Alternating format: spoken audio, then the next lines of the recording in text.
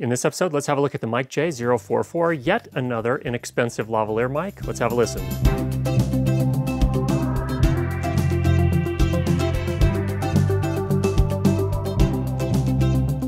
Yes, I know we have already reviewed a ton of inexpensive lavalier mics. I think we found another one that's worth looking at. I get requests all the time for, hey, look at this mic or review this mic. I don't have an unlimited budget, so I can't unfortunately do that, but this is one that I've gotten a lot of requests on.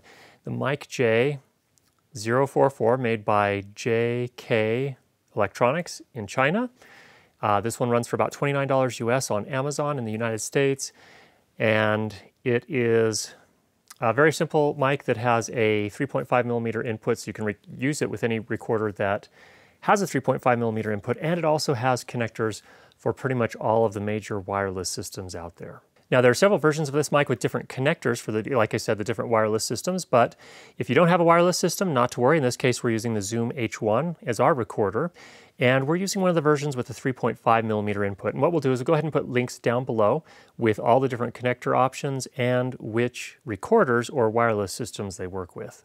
Now, we are recording this separately, so this is not recording directly into our camera, we're recording to a Zoom H1 audio recorder, and then we sync it to our video in editing.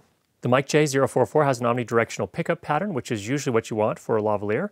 Cardioid lavaliers are for extremely noisy environments and don't generally sound as rich for dialogue, so in case you had any questions about that. But nevertheless, an omnidirectional lavalier mic is pretty good at picking up the noise, or the sound right around your talent. So it usually works pretty nicely if you have a reasonable environment where you're going to be recording. The build quality is okay. It's just fine. Seems like it should hold up pretty fine, but there aren't any high-end extras here. It looks almost identical, interestingly, to the HMN Sound Microlav that we reviewed a few weeks back, but I can assure you it's not the same. The capsule in this mic is definitely different. It's a bit noisier, which is really to be expected in that this mic costs a fraction of the HMN Sound lavalier. The clip works nicely, but it doesn't have any sort of extra cable retention clip or anything fancy there, and that's really to be expected at this price point. The clip actually connects to the cable on the mic, so that's actually pretty handy because if something goes wrong with this clip, you can actually buy any of the clips that are available out on the market for mics like the Audio-Technica AT899. So it's kind of a standard size. Now, like I mentioned, there are different 3.5mm inputs. I have the TS version. That's a fine version. There's also a Sennheiser locking and a TRS version, all 3.5mm plugs. The Sennheiser version actually will work with recorders like the Zoom H1 or the Tascam DR05 and lots of other recorders that have 3.5mm inputs. The difference there is that if you eventually upgrade to the Sennheiser wireless system, you also have a mic that will actually lock on to that plug on that wireless system.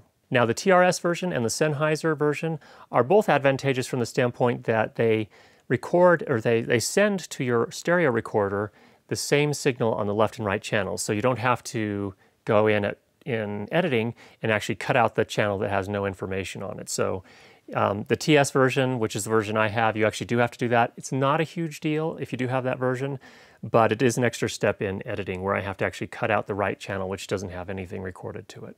In terms of accessories, well, there aren't really many. It just comes with an alligator clip, period. No foam windscreen, no additional connectors, no storage box, no bag, no nothing. But that's really why you get it at such an inexpensive price. Now, the big question, how does it sound? You've been listening up to this point in the video, and just like most sub $80 US mics, it's a little harsh in the mid-range, right around 1 kilohertz. So I usually actually go into editing at the end, and I cut just a little bit at 1 kilohertz, maybe 3 decibels, maybe less, depending on the person's voice. But if you do that, it really makes it sound much fuller. Big question, how does it compare to my longtime favorite, which is the Giant Squid omnidirectional mono lavalier microphone, which sells for $40 or $45 US? Well, I have to confess, I think the MicJ actually sounds better, and it's $10 to $15 less expensive to boot.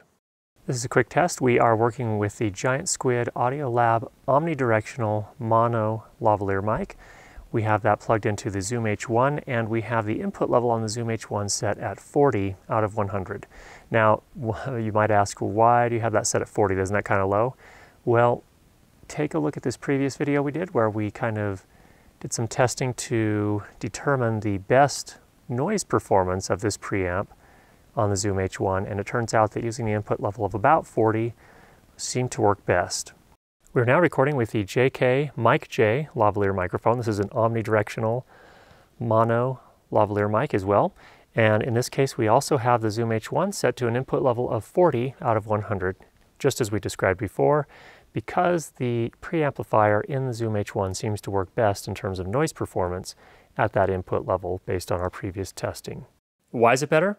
First, and probably most importantly, it's more sensitive, so you don't really have to push the preamps in your recorder nearly as hard to get a strong signal onto your recorder. In my test, it came out about 6 to 7 decibels cleaner in terms of its noise floor, which is pretty substantial. It also just plain sounds better, in my opinion, and that's a personal kind of preference thing, but it doesn't seem to pick up as much of the sibilance range, which is, as you well know, is a problem with my voice. And it's slightly less harsh in the 1 kilohertz mid-range than the Giant Squid. So who will really benefit most from this mic? Obviously, I think those that are still recording with their camera's microphone would really benefit from this microphone if you get along with it an audio recorder, again, like the Zoom H1 or the Tascam DR05. You will not believe the improvement in your audio quality if you start using something like that as opposed to your camera's inbuilt microphone. Of course, the only downside is then you have to learn how to sync the audio to the video in editing. It's not a big deal. I have a video for it here on how we do it, and it's just getting easier and easier. Almost any editor out there can do this now. Big question, what if you already have the Giant Squid? Is this, or maybe the Audio-Technica ATR 3350, is this a worthwhile upgrade? Well, I think it depends. If you don't have any aspirations or budget to move up to a wireless system or an XLR-based mic, then it's a nice quality bump for not very much money. But if you really have your kind of your heart set on really going and getting serious about audio quality, then you're probably better off saving up for an XLR-based mic or a really good wireless system and a good mic to go with it. All right, go ahead and leave any questions you have down below about this microphone. I hope this was helpful for you. If you haven't subscribed already, make sure you do that. We'll be sure to get you more great videos on how to improve your lighting and sound for video. Talk with you soon.